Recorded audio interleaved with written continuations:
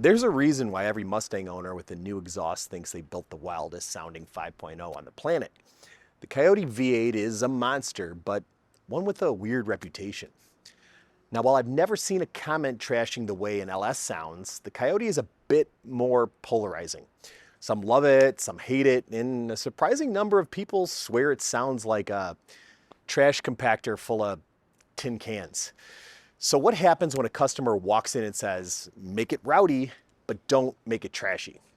That's where things get interesting. See, we don't just slap on straight pipes and call it a day. Loud is easy, but loud with character, it's a different game. The problem? The Mustang aftermarket has spent years in a race to the bottom, cutting corners to hit a price point. And that's why so many Coyote exhausts sound uninspired.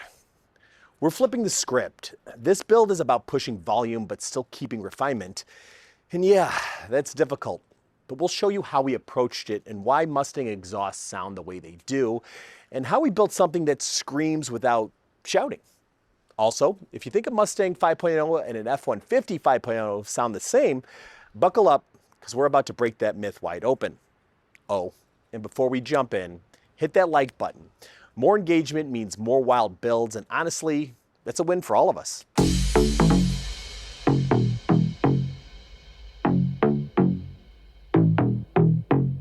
Now, before we get into this Mustang, let's take a step back. Now, last week, you might remember, we did a system for a Ford Shelby F-150 truck with the same Coyote engine. But if you think that means it'll sound the same, think again.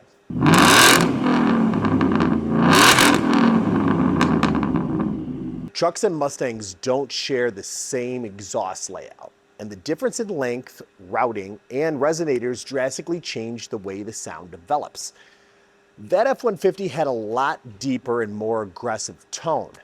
Now, let's hear what we started with on the Mustang.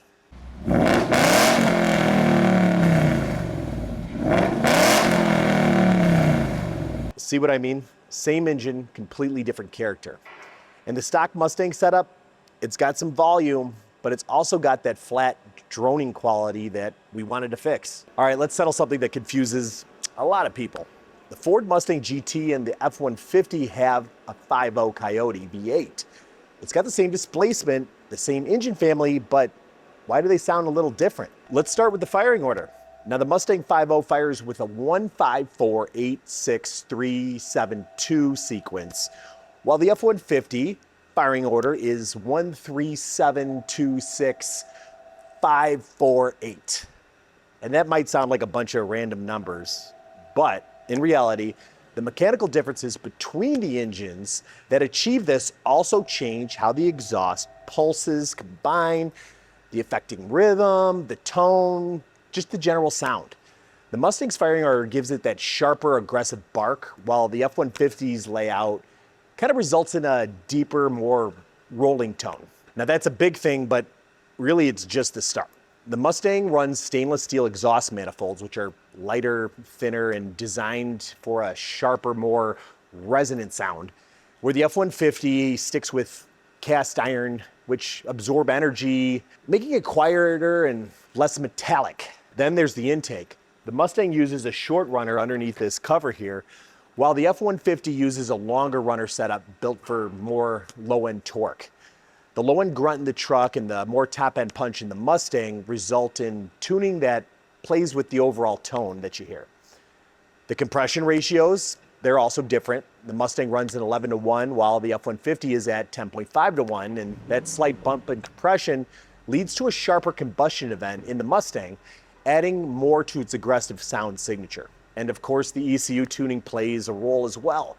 The Mustang's fuel maps and the ignition timing are dialed for performance, but the F-150 prioritizes efficiency and towing, so that alone would change how the engine breathes and sounds under load. The bottom line, they might share the same name, but these two Coyotes are basically a completely different species. Now, it seems like we've had a fair bit of Ford products in here lately, including a bunch of Coyote 5.0s in all sorts of different modification levels. We had a supercharged one. We had a supercharged one in a truck. We had the Voodoo 5.2 liter, flat plane, not exactly a Coyote. So if you thought this was the video where you finally get to hear FMU do a stock Coyote system, it's not that video. This car came in and has long tube headers, which he actually got installed beforehand. And you can see, just to get the car here, he had to have the muffler shop put in these pipes to this system in order to fit this system just for him to be able to drive here. So this little section, unfortunately, is going to be a complete waste of time and effort, but you're going to be able to hear what we can do with long tubes on the 5.0. The only difference with this one is because we're not dealing with a supercharger, we're not dealing with max RPM like in the Voodoo motor, the diameter is going to be a bit smaller. And I talk about this rule all the time, the rule of thumb that gets people all fired up. But that rule of thumb isn't just about horsepower. It is about sound dynamics. And the problem is if you go too big on a car that doesn't need it, you end up with a very drony, buzzy, not great sounding exhaust as well. All right, so we don't have to deal with the funky exhaust manifolds that probably are the big reason why a lot of these cars don't sound great. This, like I said before, is a waste of pipe. It was just put on there. It's going out the window. This guy is a resonator. We've got nothing like that. That's the place that we're gonna be putting the X pipe and the megaphones. Running it back. Now this is 2.5. This is pretty much dead on for what the horsepower should need to be. And you can see Ford built that into place. This more or less looks just like the Voodoo, except a little bit smaller. The valve's a little bit smaller, but we're working with something very similar. We're gonna follow the same principles. However, this customer is trying to keep this thing as tightly budgeted as possible. So depending on what he's looking for, we might have to cut some of the muffling out in order to control the price. We're gonna go over it with him as we build the system, especially if we hear something that we don't like and it needs to be changed. But that's this system. It's coming out. Cody's ripping it down as we speak. Once this is out, we're gonna lay into the plan and talk about what's next. Now, believe it or not, we probably say no to customers when it comes to exhaust building more than we say yes. When you come in here and ask for a custom exhaust, we do an interview process where I see if the customer's goals are achievable and in line with our philosophy in building exhausts. Like for instance, if you come in and say, I want this custom exhaust built out of mild steel, it's not getting done here. There are principles and things that we do that we know will have an outcome that we can stand behind. And if we get it wrong, it ends up like that Audi video where we end up doing a lot more work on that Audi Q7 than we originally anticipated. And we've got to do more for less money because I may have overstated something. They came into an expert and we didn't exactly nail it. Now, in this situation, we've got a customer who is looking for the rowdiest possible form of his Mustang. He's already put the headers on there and he wants it as American muscle as possible. Now, this might not necessarily align with my design philosophy where I'm usually looking for a more refined sound. And if you go with straight pipes, you tend to get a lot of noises that just don't end up sounding very nicely. So the goal here is how do we make an exhaust that gives him all of the rowdiness with as minimal of the unwanted tones as possible. So we're gonna be doing a few different things than we typically do. I've really kind of had to rack my brain. What you'll notice, what's different here? Well, typically the megaphones are gonna go somewhere either just before the X, we're gonna try to have them as long as possible, or after the X, depending on what kind of car. And really the way we determine that is what are the sounds that we're trying to dial in, amplify. A X pipe will usually clean up the banks. So if we go after the megaphone, we're trying to clean up the sound of the car. If we're going before the megaphone, we're trying to take the noises that it's making coming out of the engine raw, loud, and amplify them. We want the megaphones closest to the manifold, the better. So we're getting those as close as possible. And that's actually going to shorten up the usable length of the megaphone too, because the angle that we have coming out and those long tube headers being as long as they are make it difficult for us to get any significant megaphone distance in there, but we still want it closer to the header. We're going into our smooth merge, not too much different there. It's going to be a little bit further back than we typically see just because we have to get this stuff in there before. So we're not going to be right at the center of the car. It'll probably be moved back a little bit. Now this represents the straight section, which However we get there, we get there. All we need are 3-inch pipes, whatever bends we have to make. Usually I don't like going this way, but because we're focused on the most ruckus we can make, we're going to be using a shaved Y pipe where the straight section is the focus of the sound. So the valve will be closing it off, but the sound flow will want to go through this section, and then we're just shaving a little bit of sound off when that valve's closed to go through the resonator, as opposed to having a true Y split. Now, a true Y split will give us a better, cleaner sound, less turbulence, especially in that rear end, but it won't amplify the noise. In fact, you'll probably get a bit of a reduction doing what I would typically like to do. Here's the plan. Cody's got his work cut out for him. We got to see if we can fit all this stuff, but we've been here before. We've done this. Let's get to it. All right, I've got something here that you probably haven't heard anywhere else. There's actually not a lot of information out there, and that's on the active exhaust valves on the Mustang, but really this pertains to most vehicles. The spring position and the motor condition are actually critical on getting these things to work properly, and it can be a pain in the butt to actually know if you're having an issue or not after you install, or maybe you take this little actuator out and put it on your new exhaust. But watch this, when I pull this off, there's actually some tension to get this into place. It doesn't actually just drop straight in there. And that's because the motor position and the position of it being normally open, this is more or less a right angle. They cross each other. But where this goes in relation to the valve being open actually builds a little tension in there. So first of all, if the motor drops right in, there's not enough tension on the spring.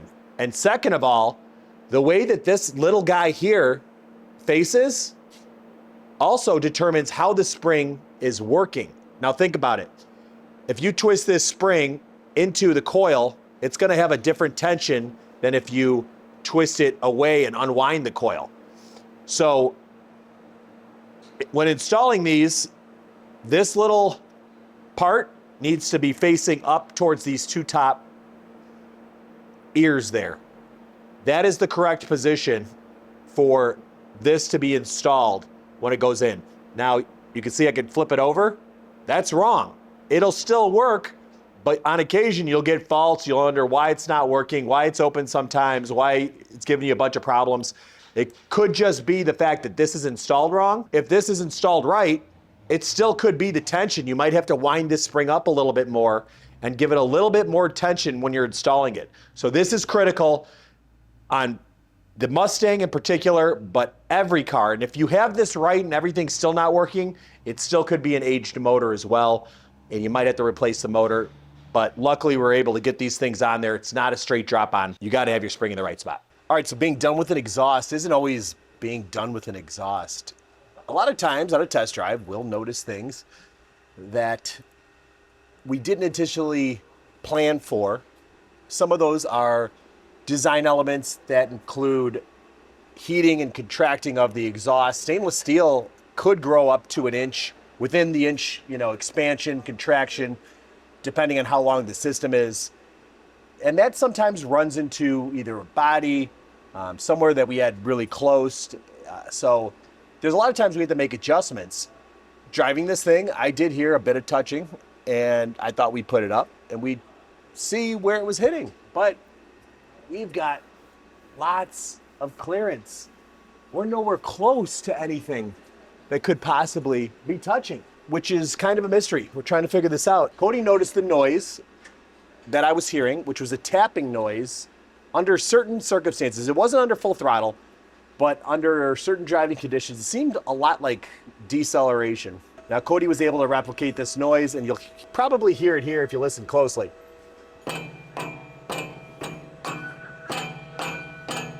There's a metallic clacking that isn't just from the exhaust. I don't hear anything hitting here, even on this side. But if I hit it right here, the weird thing is I'm hitting it here and I'm not hearing it on this side. I'm hearing it on this side, the metallic clacking. So we kind of racked our brains trying to figure out exactly what this is. It sounded like it's coming from the clamp, but Cody was able to figure out exactly where it was coming from.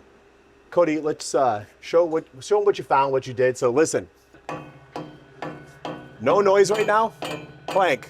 Again, no noise, clank. Okay, so we got something wrong. It's got to be in the exhaust system. No. What he found, these long tube headers, where the primaries are running, the two top pipes up here seem to be touching each other under certain circumstances, and they're making that banging noise.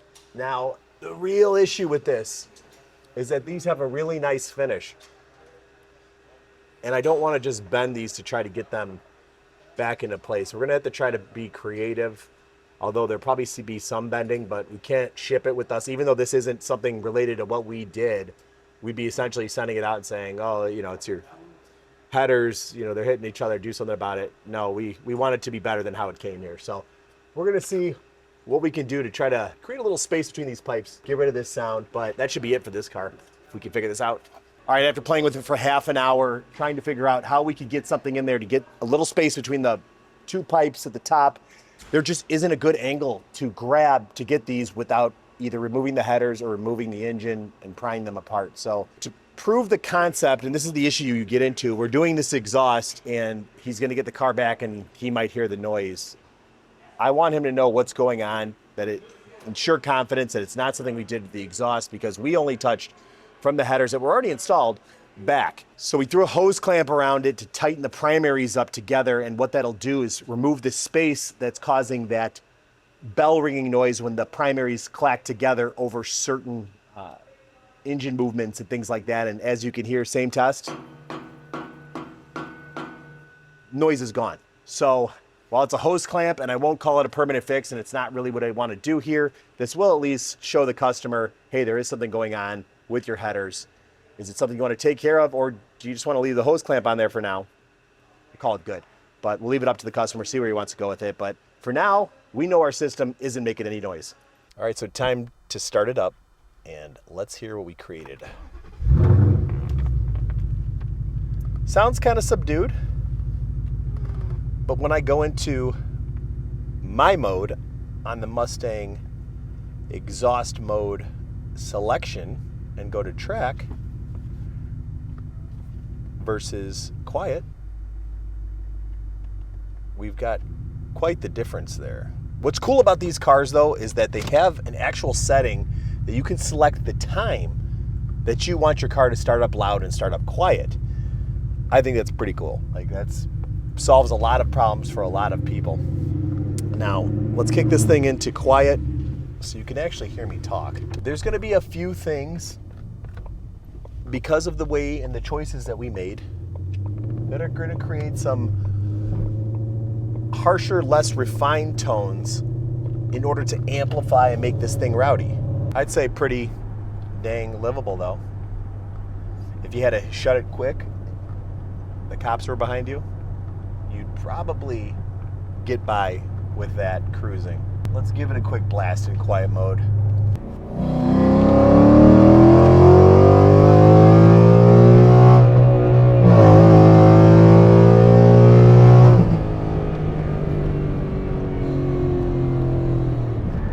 So it's making a bunch of noise out there.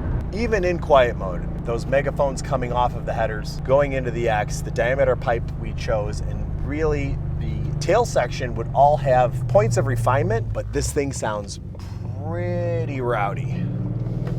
All right, now for the fun part.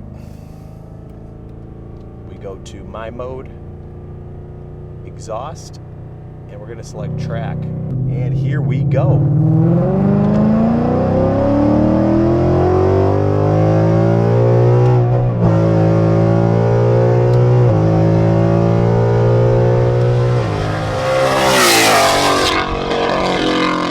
That thing certainly is making a lot of noise. Oh, and that barking on the downshift. So that's what it's about. That's why you want this thing to be as rowdy as possible. That's just fun. I get it. There's a time and a place, but the problem is you still got to live with this thing. not on the throttle. But some people just want to see the world burn.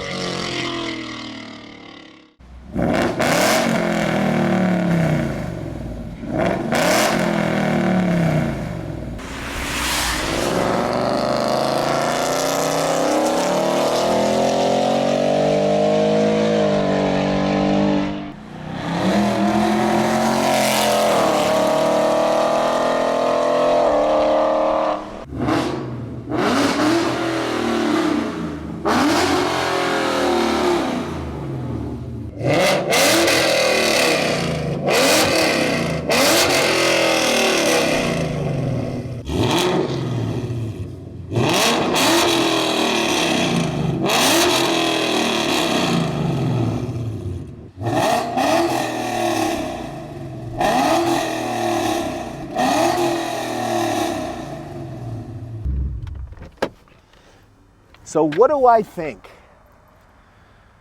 Well, some of you could probably guess if you've been watching the channel for a while how I might feel about this. If I were to do a Coyote, I'd probably do a few things different, but what's important here is the customer had a goal and we used our methods to try to achieve that goal. And I want to hear what you guys think about it. But if you want to find out what I would do if I had a Coyote, well, I think I got something for you. Up until now, we've been balancing customer requests with what we know works. And sometimes that means making a system we wouldn't normally build, but still making it sound as right as possible. But now we get to show you what happens when a customer says, do exactly how you would. No compromises, no shortcuts, just results. And this car, it's a prime example of why we do what we do. The owner wasn't looking for the most loud, the most aggressive. He wanted refinement, and that's after trying multiple high-end systems. He had Corsa, he had MagnaFlow, and while they're solid setups, they still weren't giving him what he wanted. Too much drone, too much resonance, and a tone that just wasn't quite right for a centrifugal blown Coyote. So he came to us for a solution. First step, everything had to go. The previous systems weren't bad, but they weren't tailored to what his car actually needed. And the headers, at least they were stainless steel, but the collector design was a weak point. We prefer V-bands for a better seal, so we modified them and upsized them to a massive 3.5-inch diameter. Then we applied our tried and true recipe. Minimized bends for optimal flow, X-pipe placement dialed in to refine the engine's tone, megaphones to shape and amplify that refined sound, and a true Y-pipe to feed into a quad canister rear setup. Now here's why this matters. The true Y-pipe is a labor-intensive piece, but it's the best way to keep the tone clean and eliminate drone, even if that means sacrificing some raw volume. And placing the megaphones after the X-pipe helps balance the tone. Had we have placed them closer, we could have squeezed out some more scavenging velocity, but that wasn't the goal here. The goal was clarity, depth, and balance, not just some noise for the sake of noise. But here's the real kicker. Compared to the other cars in this video, this one is actually quieter.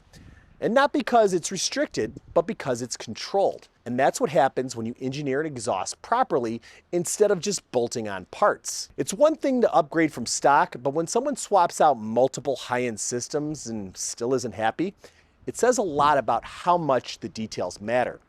This build was never just about making it louder or chasing numbers. It was about getting the right sound, the right flow, and a system that actually fit the car's character. And that's exactly what we do here to figure out what's missing and make it work flawlessly.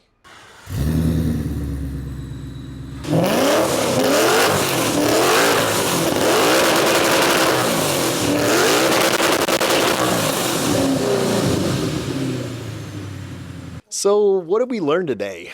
Well, first, the Mustang 5.0 and the F-150 5.0 aren't twins. They just share DNA. And second, not all loud exhausts are created equal. Exhausts are always a give and take. And just because a system is letting the engine scream doesn't mean it sounds good.